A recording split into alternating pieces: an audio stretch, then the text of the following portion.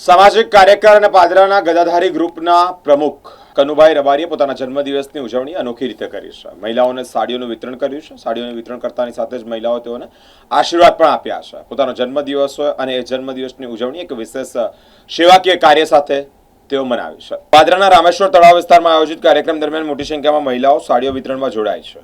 સાડી વિતરણના કાર્યક્રમમાં જોડાયા હોય જ્યારે જન્મદિવસની ઉજવણી એક સેવાકીય કાર્ય સાથે સ્થાનિક મહિલાઓની ખુશી નો માહોલ જોવા મળ્યો છે। કાર્યક્રમમાં વિસ્તારના આગેવાનો, સમાજના અગ્રણી લોકો તેમજ મોટી સંખ્યામાં સ્થાનિકો હાજર રહ્યા છે। ઉપસ્થિત લોકોએ કનુભાઈ રબારીના આ સેવાભાવી પ્રયાસને બિરદાવ્યો છે। અત્રે ઉલ્લેખનીય છે કે કનુભાઈ રબારી વર્ષ દરમિયાન અનેક સેવાકીય અને સમાજલક્ષી કાર્યો કર્યા છે। જરૂરિયાતમંદ લોકોની મદદ આવે માટે તેઓ સતત આગળ રહેતા હોય, જેને કારણે જ સમાજમાં તેમની આગવી ઓળખ પણ ઊભી થઈ। આજ રોજ મારા જન્મદિવસ નિમિત્તે રામેશ્વર તળાવ પાસે બહેનોને સાડીઓનું વિતરણ કરી અને સેવાહિત કાર્યક્રમ કરેલ છે।